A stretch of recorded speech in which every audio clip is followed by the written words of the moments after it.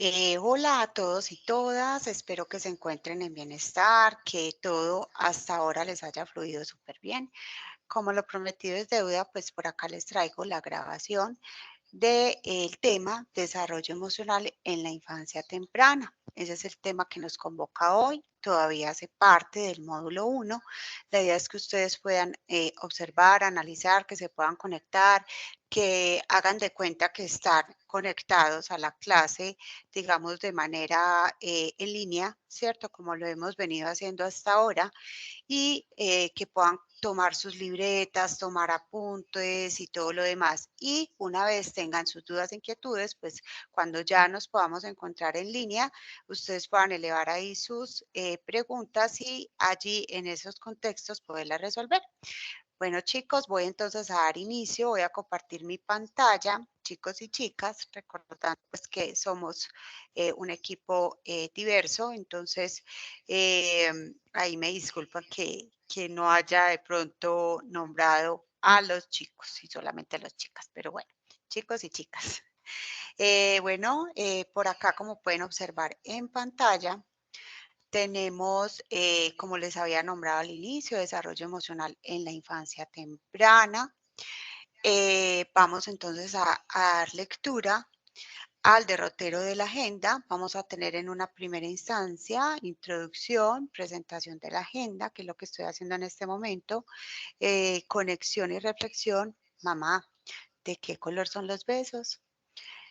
Tenemos en un tercer plano desarrollo emocional clave para la primera infancia. Aquí vamos a dar una pequeña, digamos, navegación por el rumbo teórico de el doctor Donald Winnicott y también la doctora Begoña, que vamos a hablar un poquito acerca de lo que ellos, digamos, exponen acerca de lo que es el desarrollo emocional.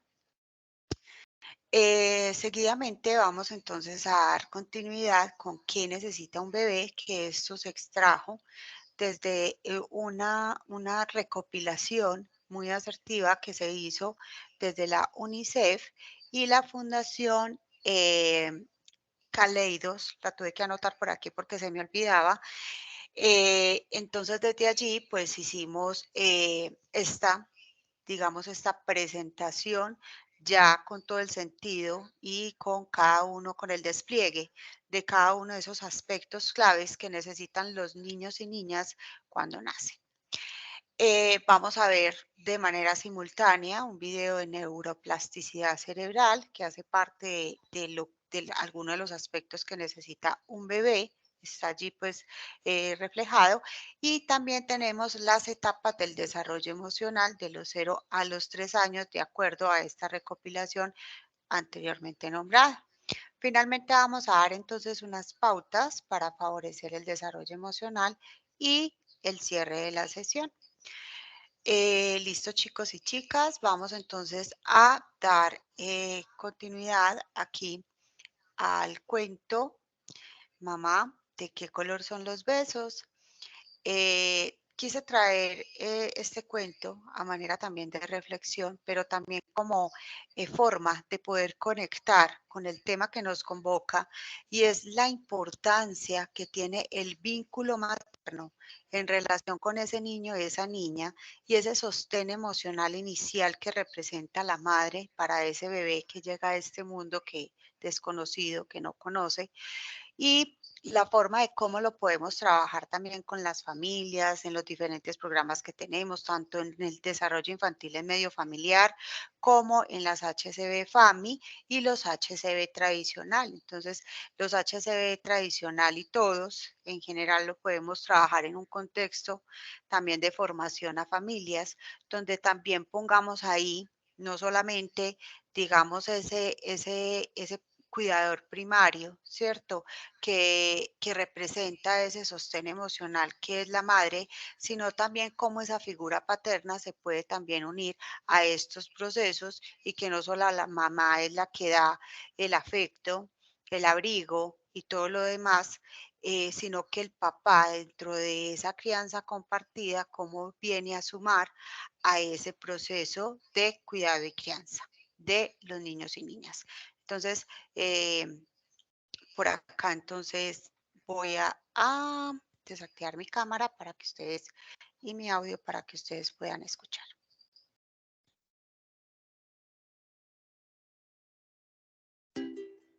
Bienvenidos a mi canal, El Mundo de los Cuentos. Mamá, ¿de qué color son los besos? Eran pasadas las 9 cuando, como cada noche, Pablo se deslizó en la cama de su madre y se acurrucó a su lado. Cómo disfrutaba de aquel calor tan familiar y a la vez tan especial. La miró de reojo y le preguntó: «Mamá, ¿de qué color son los besos?» «¿Los besos? Vaya, pues los besos pueden tener muchas formas y colores. En realidad, cambian de color según lo que nos quieran decir. Algunos besos, hijo mío, son pequeños, ruidosos, divertidos y muy bromistas. Son de un rojo brillante como las cerezas y nos dicen: te quiero por tu alegría, frescor y vitalidad. Ah, como las cerezas que nos ponemos en las orejas, como si fueran pendientes, dijo Pablo. Eso es. También hay momentos, hijo mío, en los que los besos son jugosos y están llenos de vitaminas de color naranja. Son los que nos aprietan fuerte y dicen: buenos días, es hora de levantarse. Ya los conozco, le interrumpió Pablo. Son los que me das cuando me dices: te voy a comer a besos, ¿verdad, mamá? Los mismos. ¿Y hay de color amarillo, mamá? ¿Existen besos de color amarillo? Pues claro, los días en que los besos son cálidos e intensos, su color amarillo brilla como el sol. Es cuando nos dicen cuánto le gusta nuestro cariño y compañía. Ah, sí, y nos regalan abrazos y caricias. Esos me gustan mucho, mamá, dijo Pablo. Mamá, ¿y los que hacen cosquillas en la oreja, en las mejillas y en el cuello? ¿Esos de qué color son? Pues esos son los que se mueven al ritmo de la música y son de color verde, luminoso como los campos y los bosques cuando sopla el viento. A los besitos verdes les encanta la vida y les gusta ver respirar y crecer a los seres queridos. La madre, viendo que a Pablo se le cerraban los ojos, bajó la voz y continuó. A veces, en cambio, los besos son largos y tranquilos, de un azul suave y esponjoso como el cielo. Son los que nos explican que su amor es profundo, sin límites, un amor tan grande que, mires donde mires, parece que nunca se acaba. ¿Y pueden llegar hasta la luna?, preguntó Pablo. Seguro que sí, le contestó la madre. Y, ¿sabes? Muchas veces los besos son de un color lila oscuro y misterioso. Son los besos que nos consuelan cuando estamos tristes o confundidos, o no sabemos qué hacer o a dónde ir, y nos dicen: no te preocupes, que yo estaré siempre a tu lado. Pablo, haciendo un esfuerzo por no cerrar los ojos, exclamó: «¡Mamá! Los besos son de los colores de arco iris». La madre lo miró, sonrió y le besó en la frente. Con un hilo de voz, Pablo volvió a preguntar: «¿Y este, mamá? ¿De qué color era este beso?». La madre le susurró a la oreja: «Este, hijo mío, era un beso de buenas noches, blanco como la nieve, y te quería expresar cómo me gusta el silencio, la paz y la tranquilidad que siento a tu lado». ¿Y sabes cómo nació el color blanco, Pablo? De un beso que se dieron todos los colores del arco iris.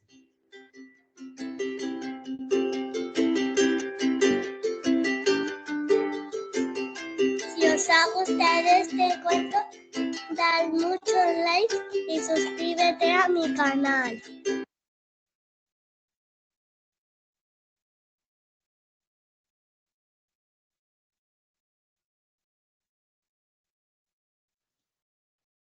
Muy bien, chicos y chicas, como pudieron observar, es un cuento que anima y que promueve, pues no solamente la parte literaria, sino también promueve e invita a las familias, especialmente a las mamás, a conectar, ¿cierto? A crear ese vínculo afectivo con sus hijos e hijas y cómo desde el afecto, desde el abrazo, desde las caricias, pero desde los besos, cómo podemos nosotros transmitir ese afecto a los niños y crear esos apegos seguros en ellos y ellas.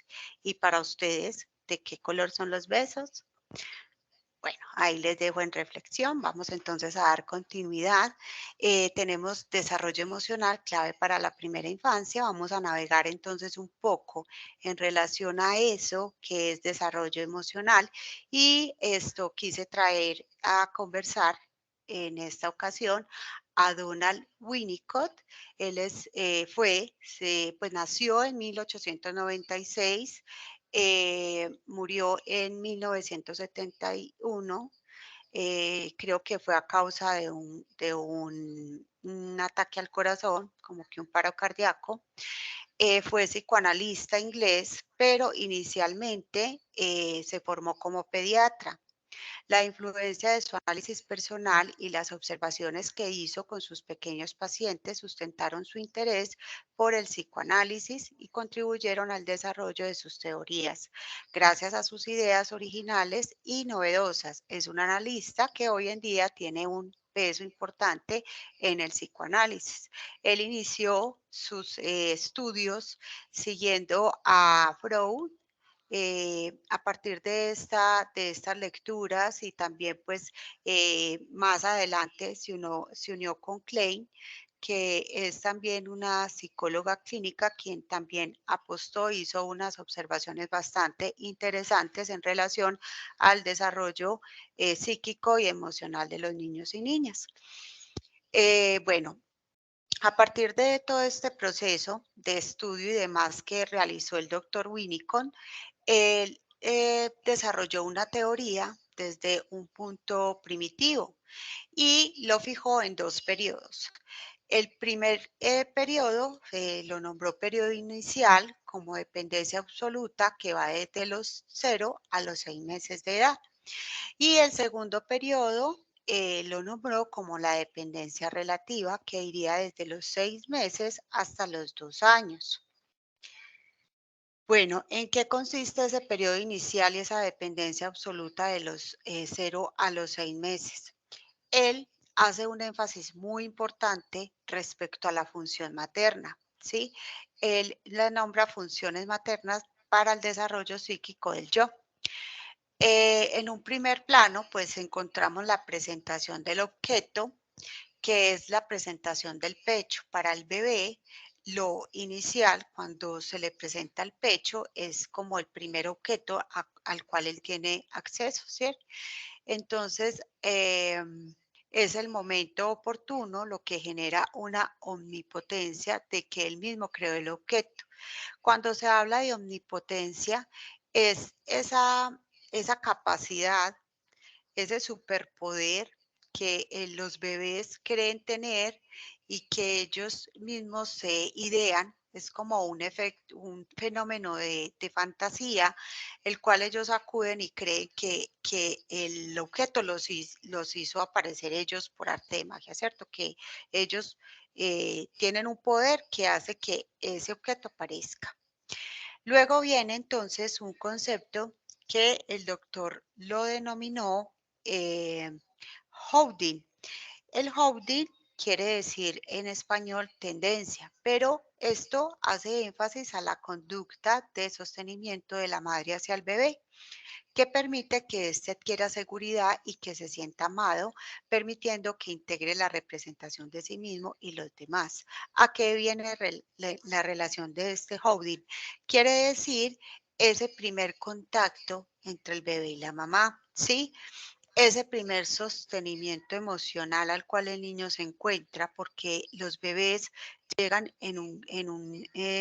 pues con un grado, con un sentir de desamparo enorme, porque pues no conocen absolutamente nada del mundo, no saben a qué se están enfrentando y pues este sentir, esto que sienten de desamparo, ese contacto inicial con la madre, a eso es a lo que este Winnicott le llama holding.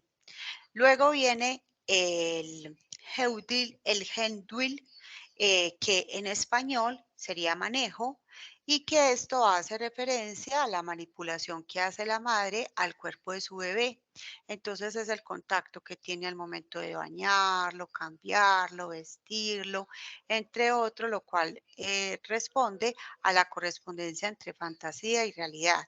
En la medida que la madre pueda adaptarse a las necesidades bioemocionales del bebé, poco a poco vendrá la desadaptación gradual que permitirá el ingreso del principio de realidad al psiquismo del bebé. Entonces, esta parte es fundamental porque hace parte, que valga la redundancia, del contacto físico, ¿cierto? Ese contacto, las caricias, el ven que estoy aquí, ¿cierto? Ese contacto, ese primer contacto físico que tiene la madre con el bebé es también la activación sensorial, ¿cierto? La experiencia sensorial que empiezan a tener los bebés y que pues esto lo facilita ese primer cuidador, ¿cierto? Que aparece como a salvarme la vida, ¿cierto? Ok, vamos entonces a continuar. Viene también la madre suficientemente buena. Cuando Winnicott nombra la madre suficientemente buena, no hace referencia precisamente a esa supermamá que está pendiente de todo, que tiene los documentos al día, que asiste a todos los encuentros, que asiste a los encuentros de formación de padres, que acude a todas las reuniones cuando la profe lo cita. No. Cuando Winnicott habla de una madre suficientemente buena, habla de una madre que pueda crear un ambiente facilitador y que permita que el niño se desarrolle de una manera potencial, ¿cierto? Que pueda suplir esas necesidades, que pueda identificar cuando tiene hambre, cuando está angustiado, cuando está sucio, cuando tiene mojado o sucio el pañal, ¿cierto? Que esa mamá que pueda identificar y conectar específicamente con esa necesidad puntual que tenga el bebé en ese momento, que esté dispuesto para él, que esté dispuesta para él o ella siempre que él lo necesite, ¿sí?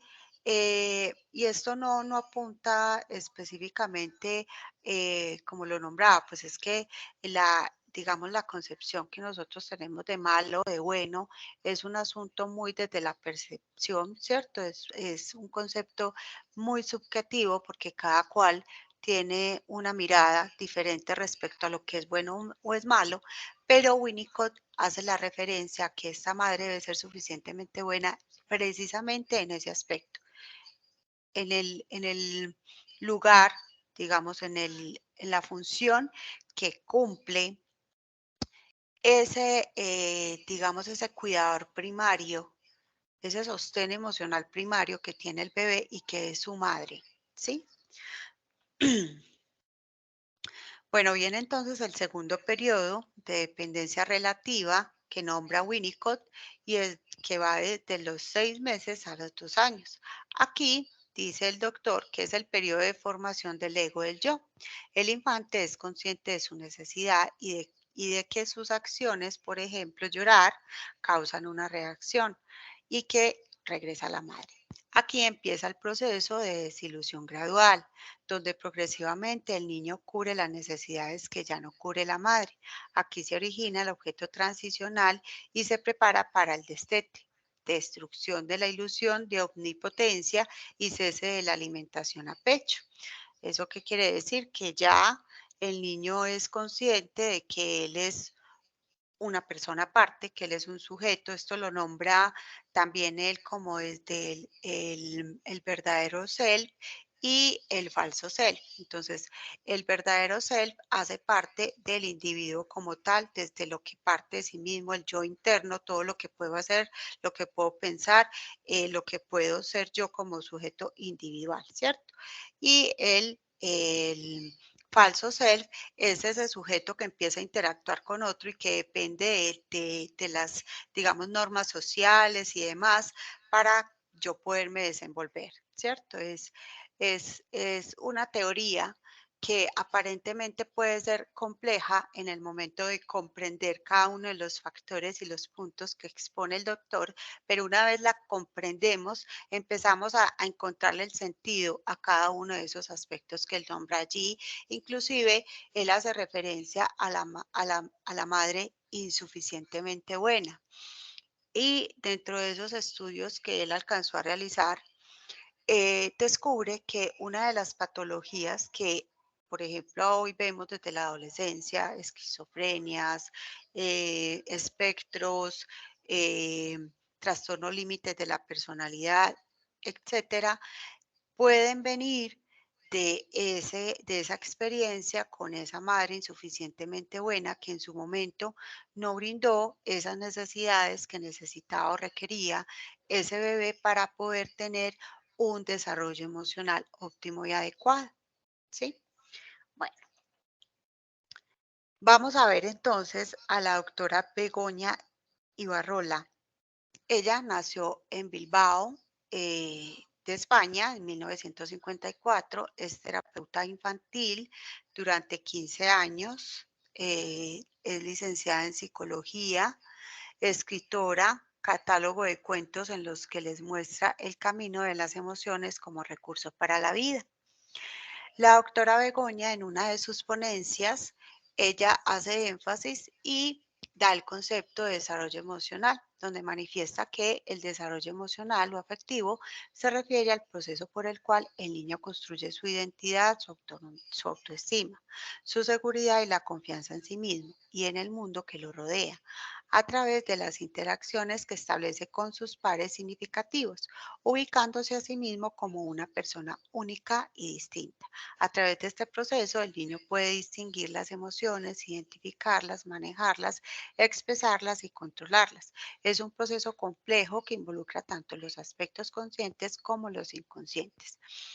A partir de este concepto de desarrollo emocional, que fíjense que cada uno de las teorías, tanto de Winnicott como las apreciaciones y de los estudios que ha venido haciendo la doctora Begoña, de alguna manera se conectan y aún más cuando se definen esas necesidades que requiere un niño, un bebé, cuando llega al mundo, las cuales están definidas a continuación.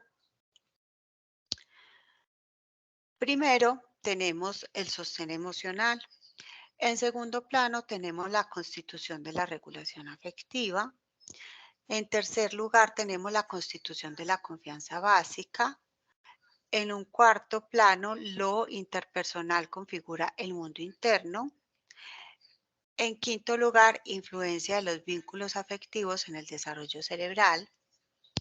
Sexto, organización de la comunicación preverbal y verbal. Y séptimo, la familia, función materna y función paterna. Vamos entonces a revisar uno a uno de estos aspectos para poder entrar en una mayor claridad y entender por qué es importante garantizar que los niños cuenten con cada uno de estos aspectos para que se pueda dar un desarrollo emocional adecuado. Tenemos el sostén emocional. El sostén emocional se da en el marco de un vínculo estable, un vínculo de apego con los cuidadores primarios. Este vínculo se establece desde el nacimiento y permite construir un lazo emocional íntimo con ellos. A este sostén emocional, cuando hablan de ese vínculo con ese cuidador primario, siempre se van a referir a la mamá, ¿cierto? Ese primer cuidador primario es indispensable que sea la mamá para que empiece a originarse, pues que que el niño empiece a tener ese proceso madurativo que hablaba Winnicott de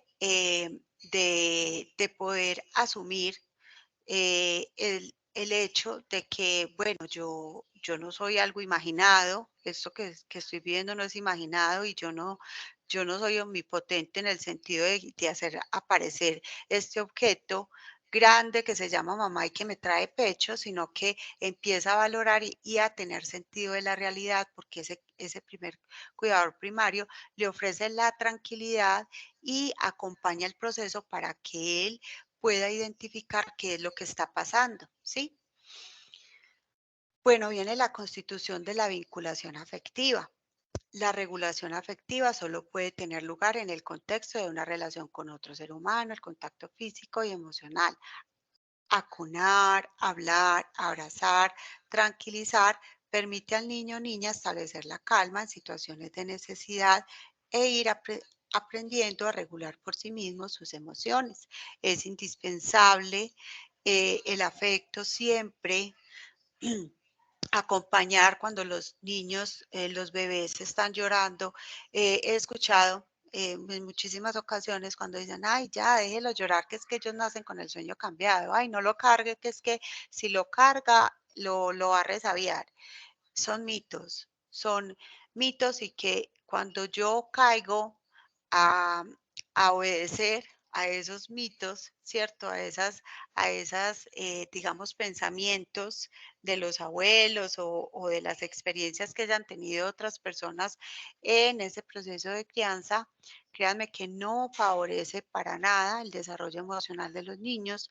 A ellos siempre hay que estarlos acompañando, consolarlos, darles caricias, desde la voz, ¿cierto? Desde la entonación verbal, que ellos puedan escuchar y que puedan sentir calma, ¿cierto? Que esa vocecita que me está indicando seguridad, que me está indicando confianza, ese sentir, esa activación sensorial donde yo pueda conectar con ese otro que se llama mamá y que me va a brindar esa confianza para poder entrar en un sostenimiento emocional y en un apego seguro, ¿sí?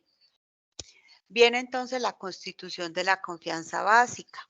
Aquí nos hablan que en un nivel emocional, la confianza básica es un logro que se da como resultado de numerosas interacciones satisfactorias entre el bebé y sus cuidadores primarios.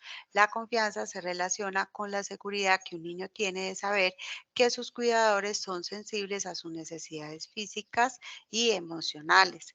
Cuando se da esta constitución de la confianza básica, el niño es capaz de estar en un lugar sin necesidad de que esté al lado de su cuidador totalmente, porque pues él ya sabe que esos cuidadores, su papá y su mamá, están ahí para suplir esa necesidad que tengan en ese momento. ¿Sí? Si es de hambre, si están de pronto mojaditos, si están sucios, entonces ellos ya saben que hay una persona, una mamá o un papá, o cuando está la representación física de ese otro cuidador primario que vendría siendo la abuelita, ¿cierto?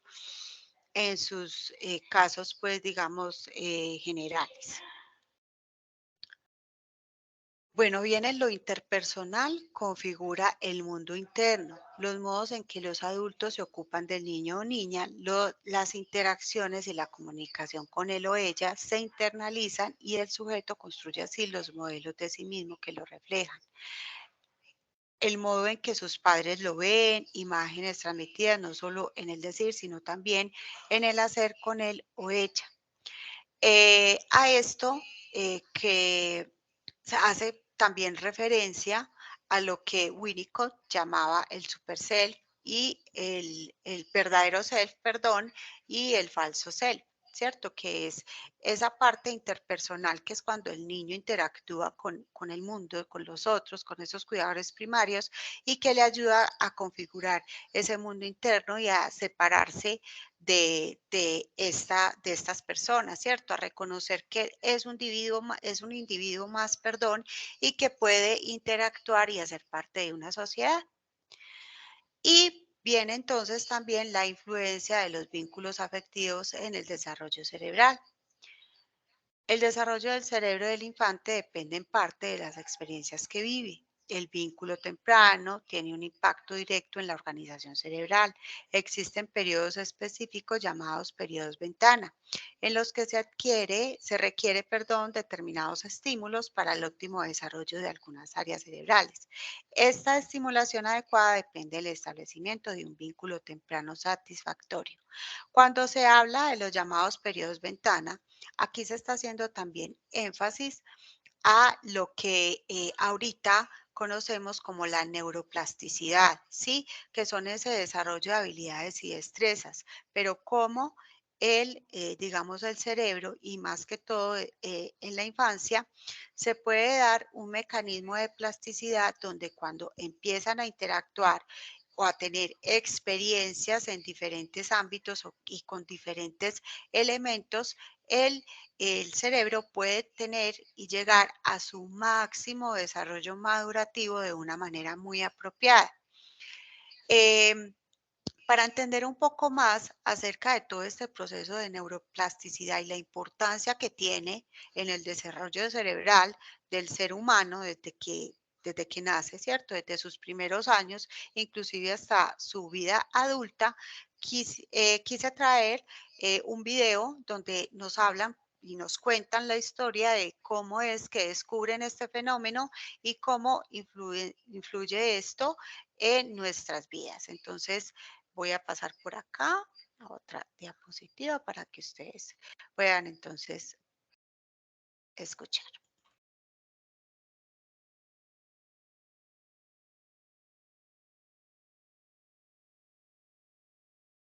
Cameron Mott tenía 3 años cuando tuvo una infección que afectaba la mitad de su cerebro y le provocaba ataques constantes. Para salvarla, le quitaron ese hemisferio cuando tenía 6 años. 4 semanas después salió caminando del hospital. ¿Cómo alguien con solo medio cerebro puede caminar y pensar de forma normal? Pues no ha sido la única. Hay varias historias similares. ¿Qué es la neuroplasticidad?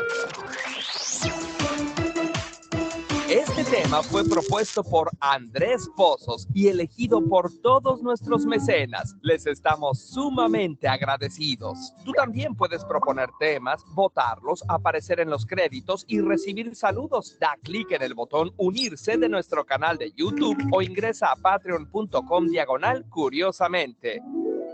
El concepto de neuroplasticidad no es nuevo. En 1793, el anatomista Michele Vincenzo Malacarne tomó 2 perros de la misma camada. A uno lo entrenó y al otro no. Al comparar los cerebros, vio que el cerebelo del perro entrenado era mucho más grande. Su descubrimiento fue olvidado porque se creía que el cerebro no cambiaba. Luego, el psicólogo William James, por ahí de 1870, habla de la plasticidad de los hábitos y por lo tanto de un cerebro plástico, pero no le hicieron mucho caso. De hecho, el término neuroplasticidad se le atribuye a Jerzy Konorski hasta 1948 y tampoco a él le creían. El concepto no fue tomado en cuenta sino hasta 1959, cuando el padre del neurocientífico Paul Bach-y-Rita sufrió un infarto cerebral causándole una parálisis. Los doctores dijeron que nunca se recuperaría, pero entre Paul y su hermano se dedicaron a su rehabilitación y después de 3 años de ejercicios, su padre se rehabilitó al grado de que se había vuelto a casar y volvió al trabajo. Murió años después de un infarto al corazón subiendo una montaña. ¿Cómo era posible? Se sabía que los cerebros de los niños crecían, pero no había evidencia que mostrara cambios en los cerebros adultos. La neuroplasticidad dio un giro cuando en el año 2000, Eleanor Maguire descubrió cambios en el hipocampo de los taxistas de Londres. Esto abrió los ojos del mundo, porque entonces todo puede modificar nuestro cerebro sustancialmente. Hasta hace poco tiempo se pensaba que solo los niños podían tener neurogénesis, o sea, producir producir nuevas neuronas. Ahora sabemos que los adultos también pueden reproducir sus células nerviosas en el hipocampo y bulbo olfatorio. Claro que el nivel de neurogénesis y plasticidad en infantes y adultos es muy diferente. Por eso hay un periodo crítico para colocar implantes cocleares. Aún así,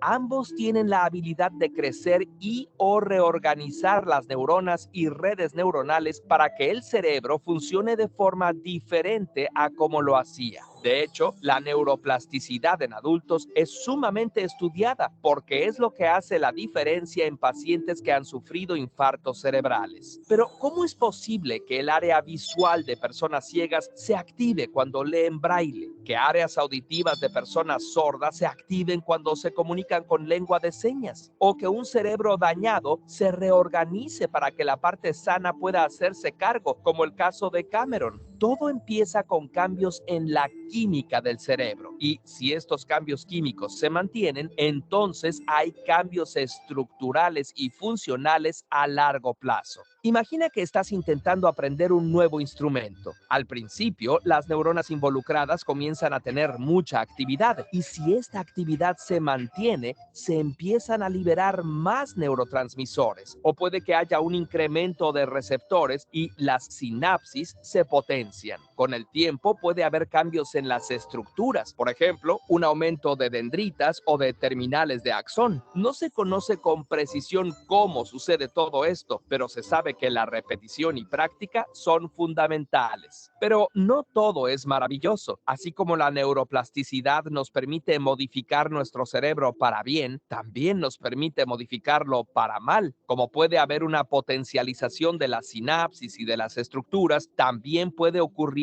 una depresión de las mismas. Por eso olvidamos. Al tener un cerebro tan maleable, se ha visto que puede ocurrir una plasticidad maladaptativa. Una conexión mal hecha puede producir síntomas negativos como dolores fantasmas, el síndrome del túnel carpiano o dolores crónicos donde se han identificado cambios anormales en la corteza somatosensorial primaria. Además, se ha observado una disminución en la neurogénesis en personas deprimidas, aunque se han encontrado medicamentos que promueven la neurogénesis y son una opción para algunos pacientes. Pero lo interesante es que hay formas de promover la neurogénesis y la neuroplasticidad que no implican medicamentos. La estimulación eléctrica transcraneal, terapias de movimiento e incluso terapia de realidad virtual se utilizan para contrarrestar las consecuencias de un infarto cerebral. ¿Y qué tal te parecería producir cambios en tu cerebro solo con el pensamiento? Se han hecho estudios prometedores para reducir el deseo en adictos a la cocaína solo pensándolo de forma consciente. Otro estudio interesante para activar la neuroplasticidad se hizo en el laboratorio de la doctora Kelly Lambert. A unas ratas se les escondió su cereal favorito y a otras simplemente se les dio en su comedero. Las que tenían que buscar su cereal tenían mayor neurogénesis y estructuras más complejas. En ese mismo laboratorio se probó tener a ratas en un ambiente estimulante y a otras en una caja vacía. Luego se intentó enseñar a ambos grupos a conducir un pequeño vehículo. Seguro ya te imaginas quiénes obtuvieron su licencia de conducir. Con 22 entrenamientos, las ratas que crecieron en ambientes estimulantes lograron conducir, mientras que las otras nunca lo lograron completamente. ¿Quieres promover la neuroplasticidad de tu cerebro? Procura estar en un ambiente estimulante, crear arte, tocar un instrumento, escuchar música, viajar, hacer ejercicio, tener una dieta saludable, bajarle 20 o 30% a las calorías, aprender idiomas, comer comida crujiente y con textura, dormir bien, meditar, vivir sin estrés y jugar juegos de video de aventura, ritmo o acertijos. Eso incentiva la neurogénesis y la plasticidad cerebral. Por fin tenemos un pretexto para jugar.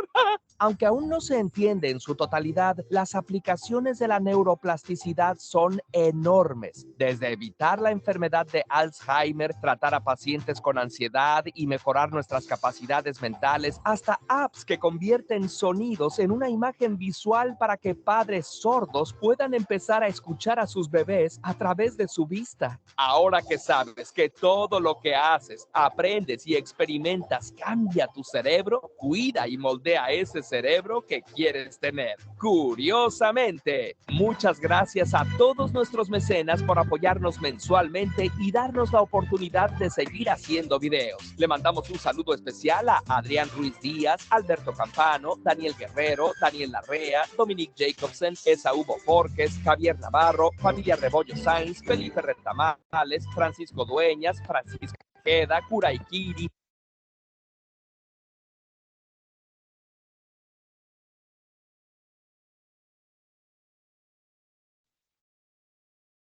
Bueno, chicos y chicas,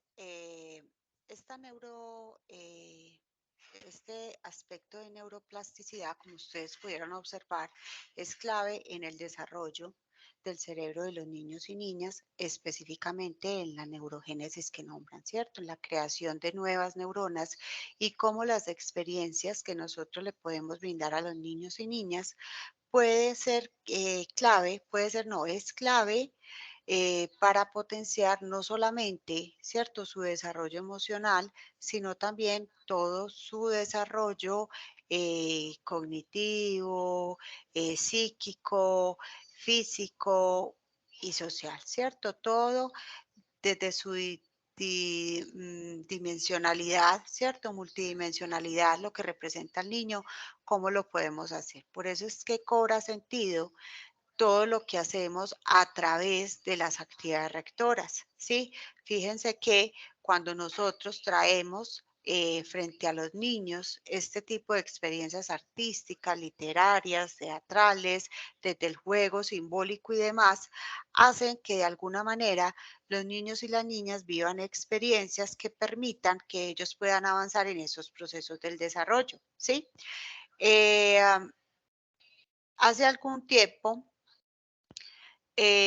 pude ver también en unas investigaciones que realizaron, un video donde realizaban, nos mostraban la ejecución de unos estudios científicos donde pusieron dos grupos de niños de primera infancia, ¿cierto? De edad temprana, y los pusieron frente a experiencias que tienen que ver con el arte, pues con las actividades rectoras que ustedes ya conocen, ¿sí?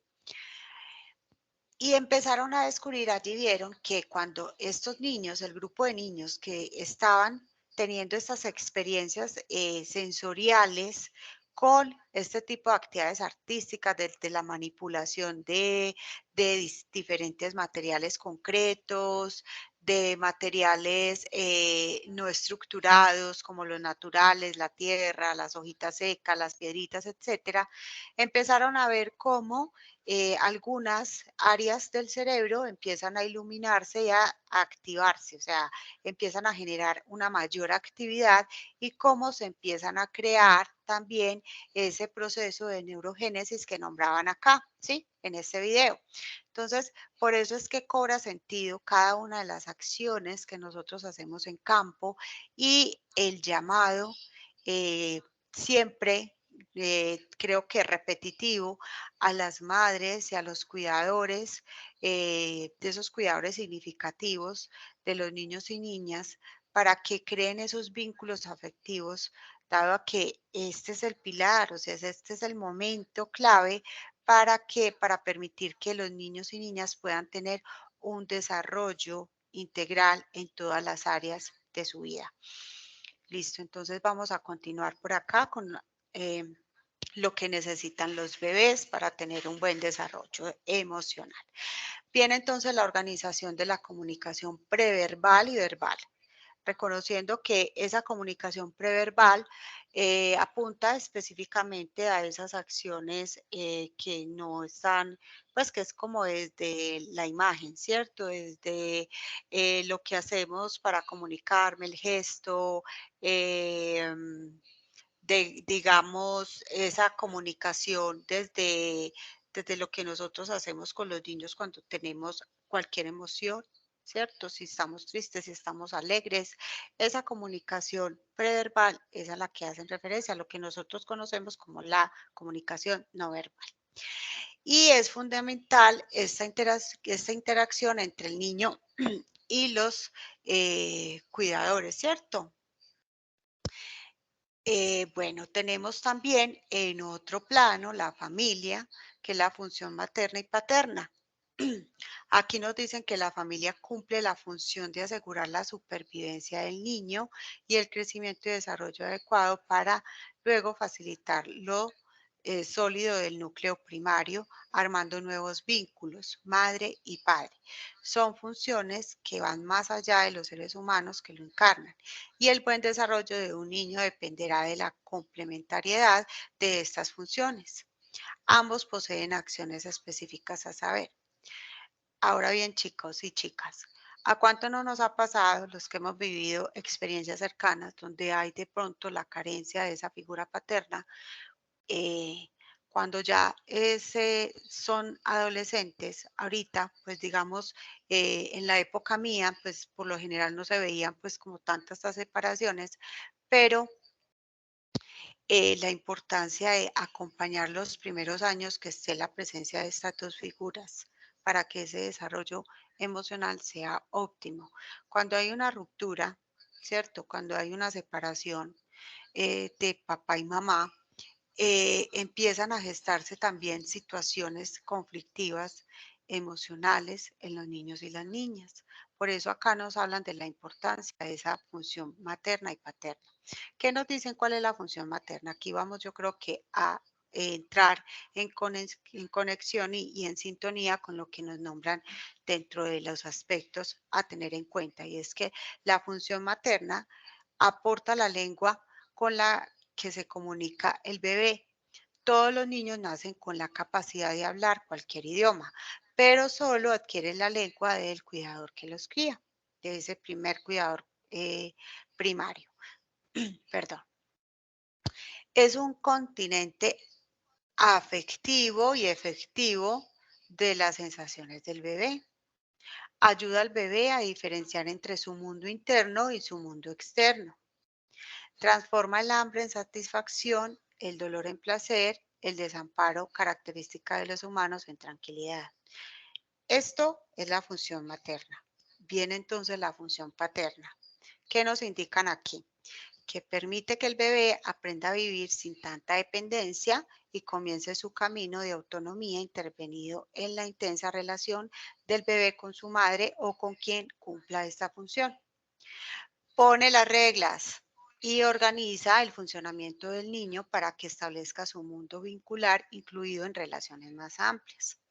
Fíjense la importancia, cómo esto se conecta y cómo hace sintonía frente a ese proceso vincular que le va a permitir al niño, pues más adelante poder ser un adulto seguro, ser un adulto que no dependa de la aprobación de otras personas porque creció en un ambiente favorable.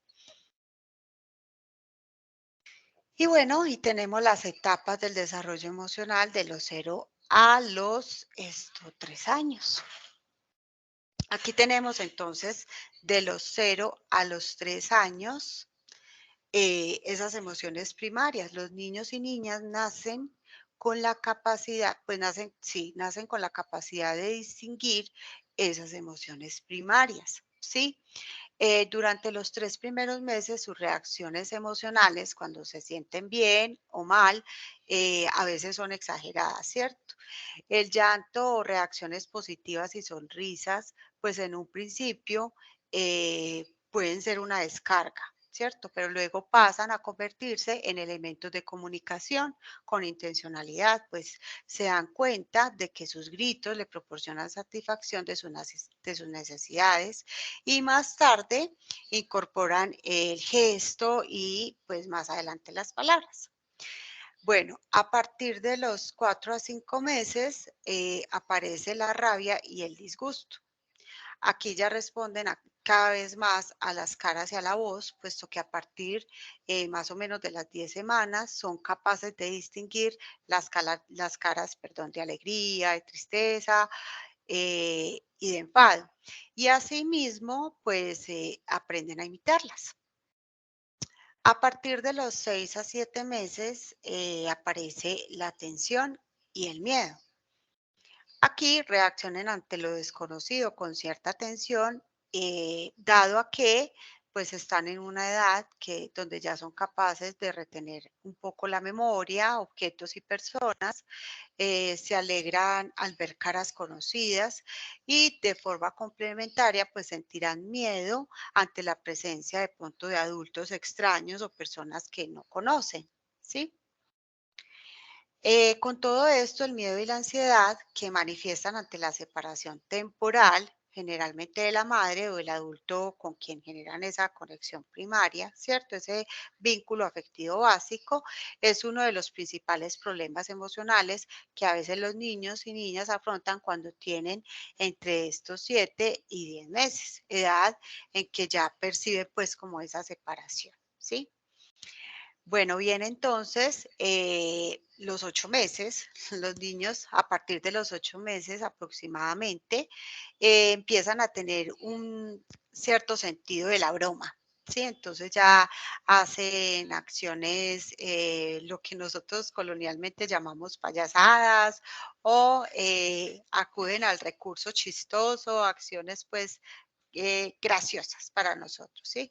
En presencia de los adultos para diversión de estos inician acciones que les han sido prohibidas jugando a ver qué reacción provocan. Todo esto puede parecer algo pues como trivial, pero ser reconocido como interlocutor es básico en el proceso constitutivo de la persona humana.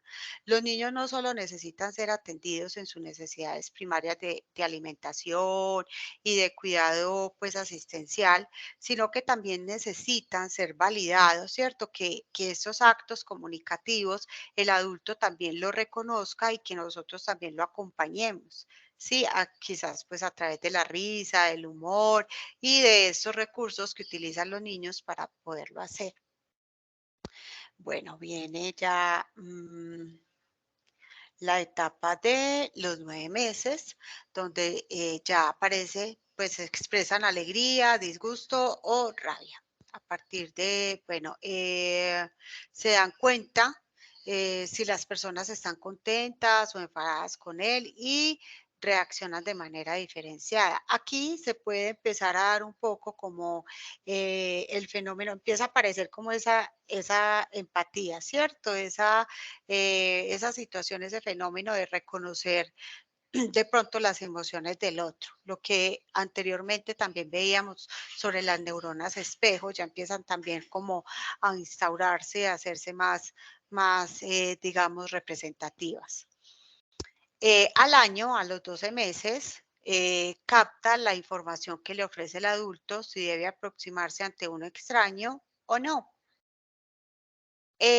Aquí, pues, por lo general, cuando el niño se encuentra ante un objeto que llame su atención, por ejemplo, siempre va a tender a mirar a la persona que le cuida como si buscara esa orientación o esa aprobación, ¿cierto?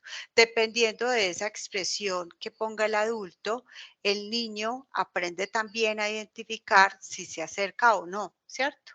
A ese objeto desconocido que tiene. Es muy importante, por eso cuando nos acercamos a los niños, ofrecer pues como expresividad de agrado, digamos, también de reconocimiento, para que el niño, pues permitirle al niño que puedan explorar y que de esta manera ellos puedan también ir afrontando y asumiendo, digamos, esos procesos de independencia y autonomía. Que sepan también identificar hasta dónde pueden llegar, poniendo pues como viendo los límites del adulto, pero que ellos también puedan ver sus límites, que eso se da también a partir de los 13 a los 18 meses, donde empiezan a mostrar también afecto.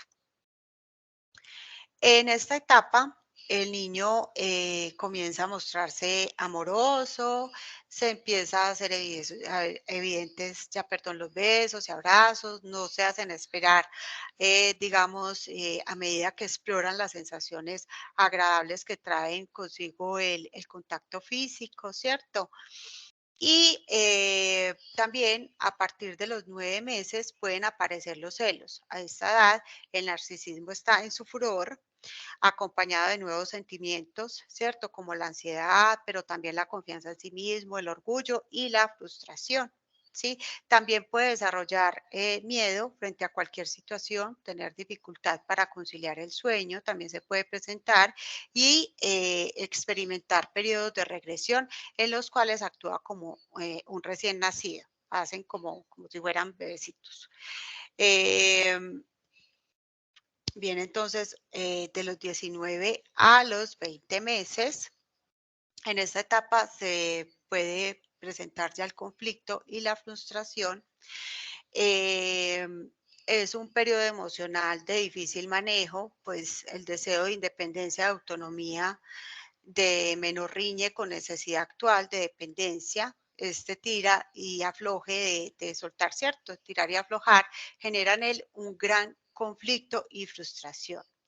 En esta fase de desarrollo está marcada el fuerte egocentrismo, ¿cierto? El egocentrismo con que viene el niño, pues también que todo es mío, todo alrededor, todo gira a mi alrededor y todo lo que hay a mi alrededor es mío, mi mamá, mi papá, mis amigos, mis juguetes, ¿cierto? Incluyendo los de la UDS. Entonces, bueno, aquí se ve más que todo, pues como esta parte ha comenzado también a ser menos cariñoso, a ser más aventurero, ¿cierto? No siempre desea que lo mimen y cuando ha tenido suficiente, pues ya lo hace saber, ¿sí? También en esta etapa se agudiza la ansiedad de separación, el fuerte deseo por la independencia y la autonomía, con frecuencia se convierte en un apego excesivo o en una pataleta. Empiezan también las pataletas, por eso es importante, digamos, dejar saber a los padres de familia la importancia de, digamos, prever, ¿cierto? Anticipar las situaciones cuando van a ir de compras a un centro comercial, cuando van a salir de visita donde un familiar, etcétera, etcétera. Anticiparlos, contarles que van a salir, contarles que solo tengo tanto, solo te puedo dar esta cosita, este dulce o este juguetico, o si no hay para nada, debo de anticipar al niño para que el niño vaya reconociendo, ¿cierto? Esos aspectos claves y evitar que evitar la pataleta o si se da, pues que no sea tan extremista como en algunos momentos podemos presenciarla, ¿cierto? Que poder acompañar esta emoción hace parte del proceso. Em, Alrededor de los 24 meses nace entonces también la necesidad de los límites, ¿sí? Se produce un cambio importante, el niño comienza, digamos, a explorar esos límites de su poder, ¿cierto? Probar y manipular son una manera de conocer y establecer la fortaleza y la importancia de cada una de las expectativas de los padres. Si un proceder no ocasiona una reacción, no vale la pena repetirlo, ¿cierto? Con frecuencia, mediante estas maniobras, un niño manipulador mantiene ahí comprometidos a sus padres, además del florecimiento de su sentido de independencia. El no se vuelve su palabra preferida. Cualquier solicitud es recibida pues declarada negativa completamente, todo es no, y debe estar preparado y tomar con normalidad su conducta voluntariosa, ya que él solo quiere probar sus límites. Entonces es como el punto donde dicen que empiezan a medirnos el aceite, ¿cierto? Empiezan a medirle el aceite al adulto. Se produce también un cambio importante. El niño comienza a consolar de forma deliberada, se vuelven expertos en fastidiar, es decir, empiezan a identificar las condiciones o acciones que se desencadenan o hacen cesar un estado emocional en otras personas. Y bueno, ya viene finalmente los 2 a los 3 años. Recordemos que estamos hablando de un plano de infancia temprana que va desde los 0 a los 3 años. Aquí aparece la emoción de la envidia. Es importante comprender que los niños de esta edad pues pegan de un modo más o menos involuntario cuando cuando se ven frustrados o no pueden conseguir algo que quieren sin intención de hacer daño, aunque a veces utilizan estrategias. Ya pueden predecir las reacciones de los demás en virtud de su capacidad para imaginar. Sus experiencias emocionales tienden a ser más cortas y menos frecuentes a medida que se acercan a los 3 años. En esta etapa conviene muchísimo empezar a transmitirle la empatía con sus sentimientos y a partir de ahí enseñarles a controlar sus emociones para poder desarrollar un mundo emocional más equilibrado, ¿sí? Siguen expresando de forma exagerada sus emociones, sobre todo las negativas, pero su deseo de agradar al adulto es cada vez, por lo tanto, pues es cada vez más fuerte, ¿sí? Es mayor. Por lo tanto, se esfuerzan por expresarlas de forma adecuada y controlar su conducta para recibir el elogio y evitar desaprobación. Bueno, chicos y chicas, por aquí entonces quiero también dejarles las pautas que favorecen el desarrollo emocional. Que es importante, ¿cierto?, tener en cuenta para poder favorecer ese proceso y que ustedes puedan tomar ahí nota en sus apuntes, cada uno de estos aspectos. Recuerden que esto va a estar también en las memorias que van a estar en la página y de ahí van a poder también pues como extraerlas o en su defecto pues se va a compartir a través de su coordinador general el PDF de esta presentación para que mientras no llega pues lo de la página, entonces podamos escudriñar, podamos hacer lectura. Sé que hemos hablado, conversado alrededor de la página web a la cual ustedes pues se van a dirigir para hacer su trabajo autónomo y demás, pero tranquilos, no se inquieten.